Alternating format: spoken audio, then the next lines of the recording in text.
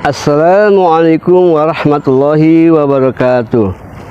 Alhamdulillah ni'matil iman wal islam. Alhamdulillahilladzi alaina anzala Qur'an khalaqal insan 'allamahul bayan. Alhamdulillahilladzi arsala rasulahu bil huda wa dinil haqq liyudhhiru 'ala dini kulli wa kaffa billahi syahida. Asyhadu an la ilaha illallah wahdahu la syarikalah wa asyhadu anna Muhammadan abduhu wa rasuluhu la nabiyya ba'dah. Faqala ta'ala fil kitabil karim, a'udzu billahi minasyaitonir rajim. Innamal mu'minuna allazi idza dzikrallahu wajilat qulubuhum wa idza tuliyat 'alaihim ayatuhu zadatuhum imana wa 'ala rabbihim yatawakkalun.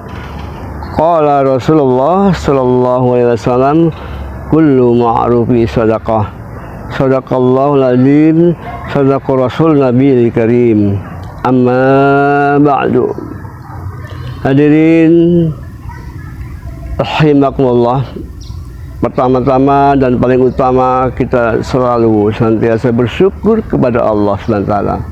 Pada kesempatan ini kita masih dipertemukan oleh Allah dalam keadaan sehat walafiat, dalam keadaan banyak limpahan-limpahan curahan-curahan kenikmatan yang diberikan oleh Allah SWT. Dan kita sebagai hambanya, kita wajib bersyukur atas segala limpahan, dan kita menjadi orang yang pandai bersyukur. Salat dan salam mari kita sanjung agungkan sepanjang siang dan malam kepada junjungan kita, Nabi kita, yaitu Muhammad Rasulullah Sallallahu Alaihi Wasallam, beserta para keluarganya, para sahabatnya, dan kita semua para pengikutnya. Mudah-mudahan mendapat syafaat di yaumil qiyamah. Hadirin rahimakumullah yang dimuliakan Allah, setidaknya kita oleh Allah dijadikan manusia untuk menjaga alam semesta ini, menjaga apa yang diciptakan ini sebagai anugerah yang kita rasakan, sehingga kita untuk melangsungkan kehidupan ini dengan tenang, dengan nyaman, dan dengan penuh ibadah sepenuh hati untuk mengabdi kepada Allah Subhanahu wa Ta'ala. Hadirin, di dalam surat Al-A'raf ayat 96, Allah Subhanahu wa Ta'ala berfirman, a'udzu billahi minasyaitonir rajim, bismillahirrahmanirrahim, walau anna ahlal qura amanu wattaqu lafahtahna 'alaihim barakatim minas sama'i wal ard walakin kazzaba fa akhadnahum bima kanu yaksibun. Shadaqallahul azim. Sekiranya, seandainya penduduk negeri ini beriman, bertakwa kepada Allah Subhanahu wa Ta'ala, maka kami limpahkan keberkahan dari atas langit atau dari dalam bumi. Tapi seandainya mereka mendustakan ayat kami, maka akan kami siksa sesuai dengan perbuatan sendiri. Di dalam ayat ini Allah mensinyalir kalau orang yang bertakwa, beriman, pasti ada jaminan dari Allah. Itu sudah pasti dan suatu keniscayaan. Tapi apakah rezeki, apakah keberkahan turun dari atas langit apabila kita tidak beriman, tidak bertakwa? Ada terbuka pintu langit, tetapi itu bukannya keberkahan, tapi musibah atau bencana. Sudah banyak kita ketahui bencana-bencana di zaman kaum-kaum terdahulu. Seperti halnya dengan kaum Nuh. Dengan tidak beriman, tidak bertakwa, maka kaumnya dihabiskan melalui dengan air. Dan air ini selalu turun terus-menerus sehingga banjir, sehingga tenggelam semua orang-orang musyrikin. Itu satu contoh. Contoh yang lain lagi ada angin. Angin memporak-porandakan pada kaum Nabi Hud. Pada kaum Nabi Hud, yaitu adalah kaum Ad, yang begitu besar orangnya, tinggi-tinggi, Tapi dengan tidak beriman, tidak bertakwa, maka akan hancur dengan angin itu. Dan ada lagi, itu dengan kaum Nabi Soleh, kaum Ad yang begitu pandai dia memberi warna nuansa dunia ini dengan arsitekturnya. Tapi dengan tidak beriman, tidak bertakwa, maka petir, hawa panas menggulung mereka. Dan banyak lagi hal-hal yang tidak kita duga-duga, seperti Indonesia contohnya sekarang. Banyak sudah bencana-bencana, baik itu gempa bumi, atau itu tsunami, atau kebakaran, atau kebanjiran. Karena apa? Karena tidak beriman, tidak bertakwa. Kita sudah tahu secara geografis bahwa Indonesia ini banyak lempengan-lempengan Australasia dan dari Australia, sehingga dengan sangat mudah sekali kita pasti kena bencana. Pasti kita bencana yang sangat dahsyat sekali. Karena kita di wilayah ring of fire, cincin api.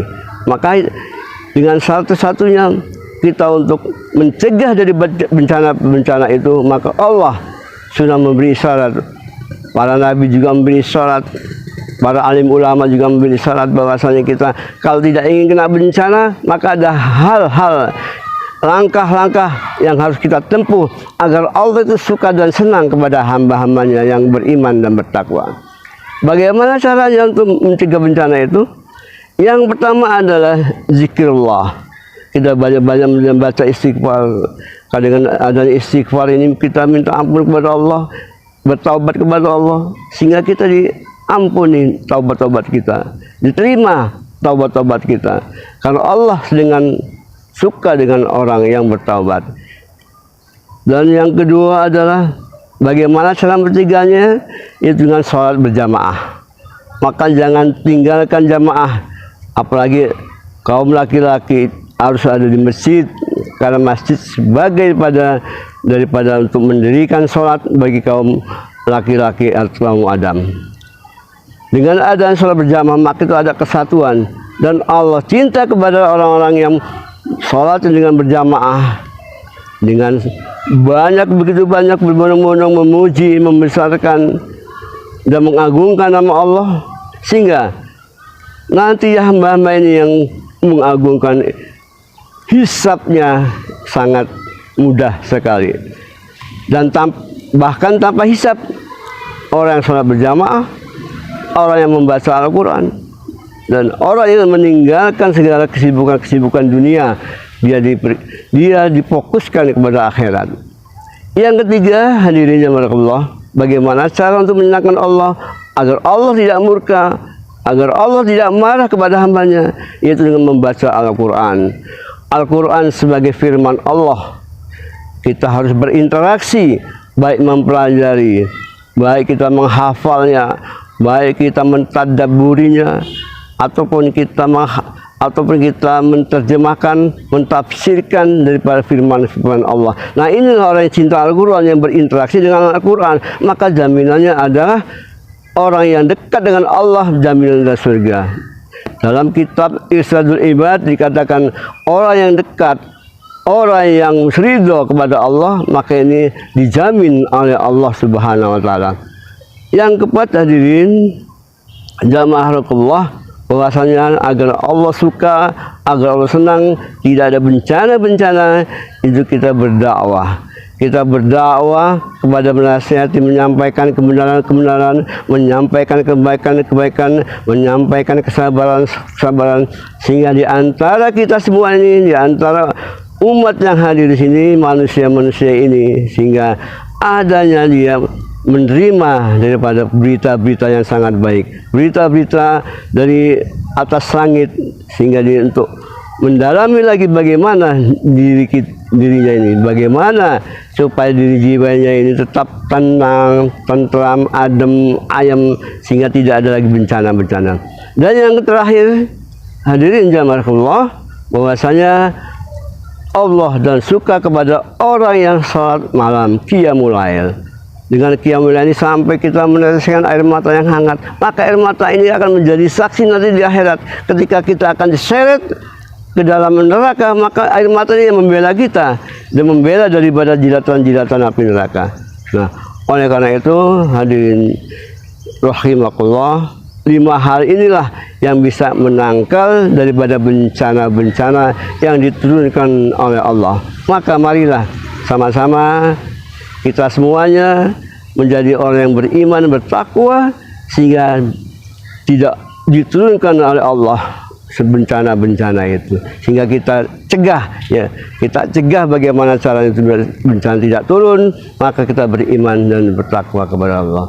Ini saja yang saya sampaikan. Mudah-mudahan dengan 5 hal sebagai pencegah atau penangkal daripada bencana-bencana ini dapat menjadikan suatu renungan bagi kita semua, dan marilah sama-sama kita nantinya untuk menjalankan dari 5 hal ini agar Allah suka, Allah senang kepada kita, dan Allah tidak murka dan tidak marah kepada hamba-hambanya. Demikian dan saya akhiri, billahi taufiq wal hidayah. Wassalamualaikum warahmatullahi wabarakatuh.